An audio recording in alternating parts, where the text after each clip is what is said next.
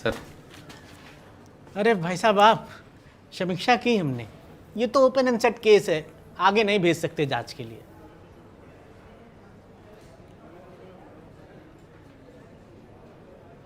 क्या बोल रहे हो आप? फाइल रिजेक्ट करने में आपने सारे फैक्टर तो चेक करे नहीं है। हाँ, जिस लेवल की इंजरी है उस पर तो एक्सीडेंटल क्लेम बन रहे हैं आप, ओपन एंड शट केस बता रहे हो। बताओ क्या करना है।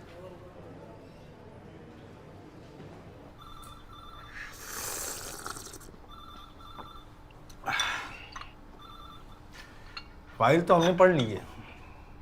एक चीज़ बताओ कि यूनिफॉर्म उन्होंने पहना था कि ऐसे बनियान में चले गए थे मरम्मत करने के लिए? जैकेट, हेलमेट, दस्ताने पहने थे? पहने थे। अगर पहने भी होंगे तो गवाही तो चाहिए होगी। सर, हादसा शाम को 7:45 पर हुआ था, जबकि इनके पिताजी 7 बजे तक ही ड्यूटी पर थे। लो, मतलब कि टेक्निकली वो ड्यूटी पे थे ही नहीं। हाँ सर, वही तो हम बता रहे थे। अरे सर, बच्चों के एग्जाम चल रहे थे और बिजली चली गई, भले आदमी से रहा नहीं गया, अब क्या भलाई की भी सजा मिलेगी?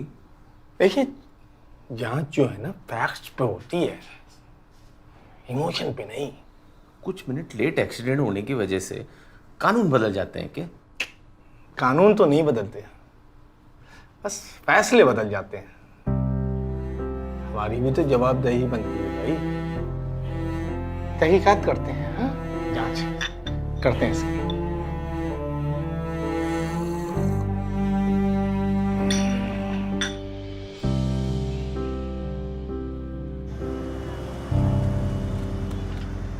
दीवार में सर मार रहे हैं भैया, छोड़ दीजिए।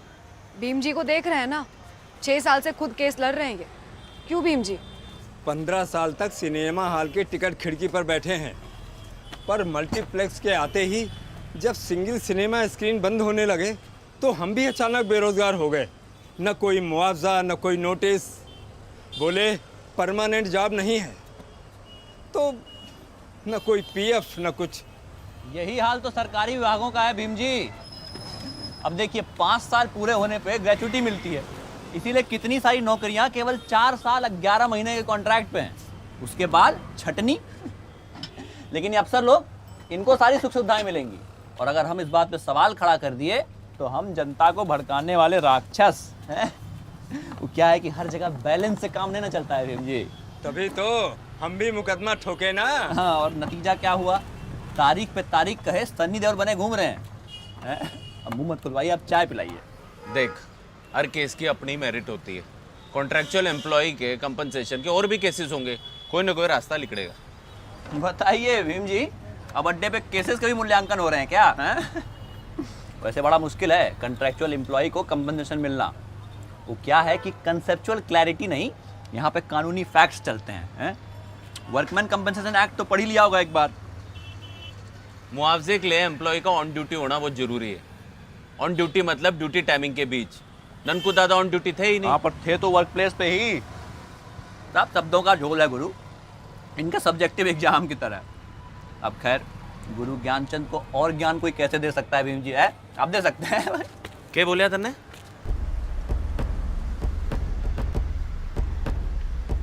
वर्कमैन वाली बात। वर्कमैन कंपनसेशन एक्ट, उसके बाद वर्क प्लेस। हाँ, मैंने इस लॉ के बारे में बता सके क्या कंडीशन होती है? कंडीशन बस यही है कि रजिस्टर्ड लेबरर होना जरूरी है, बाकी गवर्नमेंट वेबसाइट पे पूरा दिया हुआ है।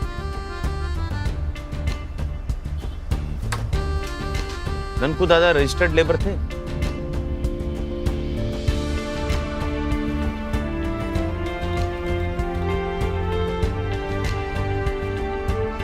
वर्कमैन कंपनसेशन एक्ट 2009 में ये बन गया था employees compensation act. Compensation in case of permanent disablement due to accident at work place. इस अधिनियम के अंतर्गत आने वाले सभी कार्यों की सूची भी रहती है इसी पीडीएफ फॉर्म में, जैसे ननकू दादा का इलेक्ट्रिक वर्क।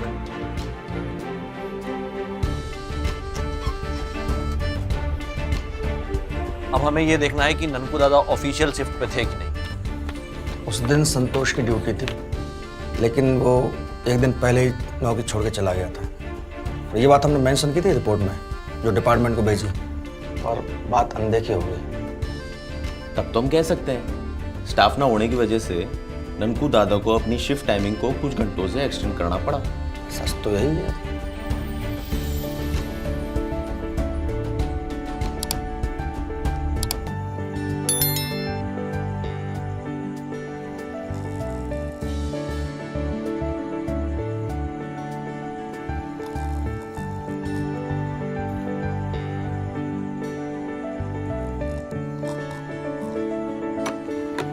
संदीप, तू कद आया?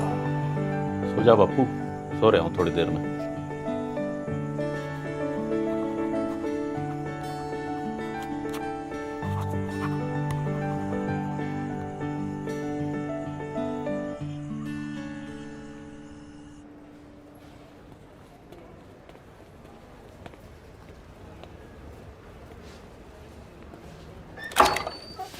सर, अरे यार, बोला था तो जांच चल रही है, 1 हफ्ते बाद आना। ना जांच तो ओली सर। ये लो पूरी रिपोर्ट, वर्कमैन कंपनसेशन एक्ट की डिटेल्स के साथ पढ़ लो। एक्ट तो मुझे भी मालूम है, और मुआवजे की रकम ऐसे ही थोड़ी ना मिलती है। अब अकेले ही निकल पड़े मैदान में।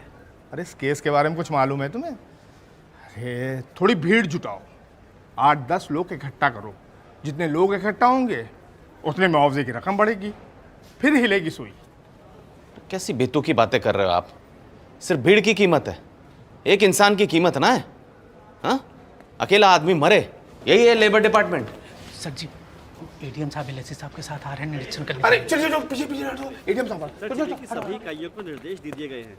हमारा विभाग सभी शिकायतों पर कार्रवाई करेगा सर, और जहां जहां कमियां पाई। एडीएम साहब,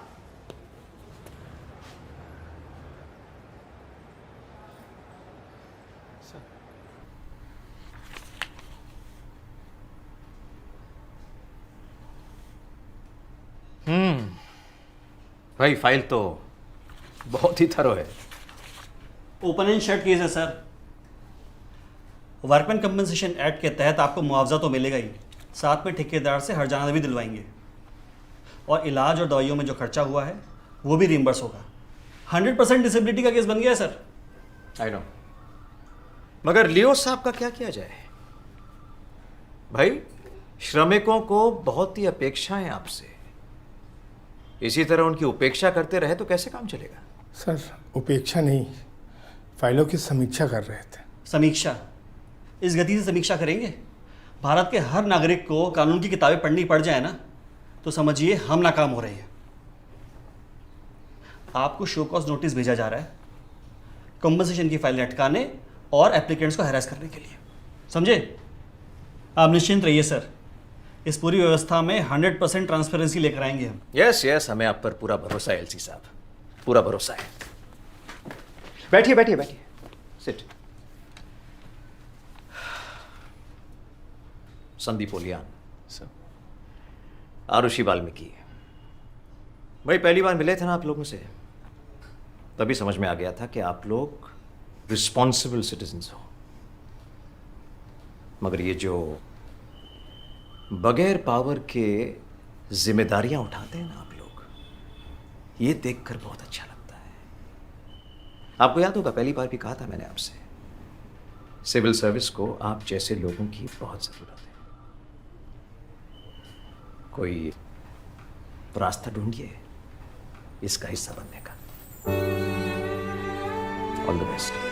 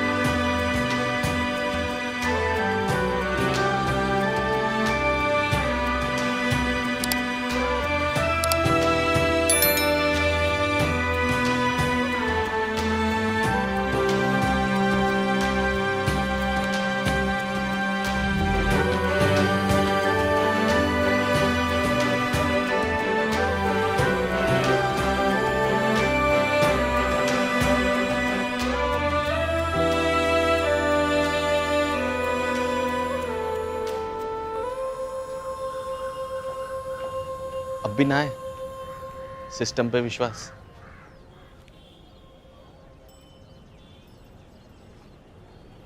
भैया अब हम समझ गए, सिस्टम ना लोगों से बनता है।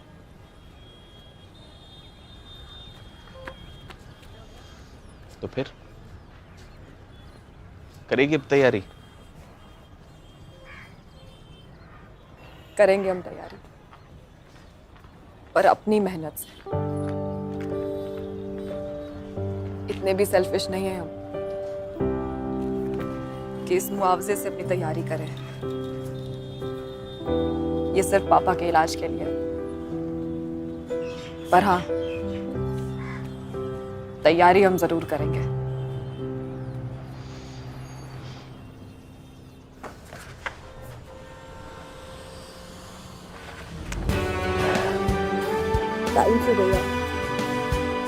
तो गाइस, कैसी लगी आपको ये वीडियो? कमेंट्स में बताओ, और ऐसी और वीडियोस देखने के लिए सब्सक्राइब करो।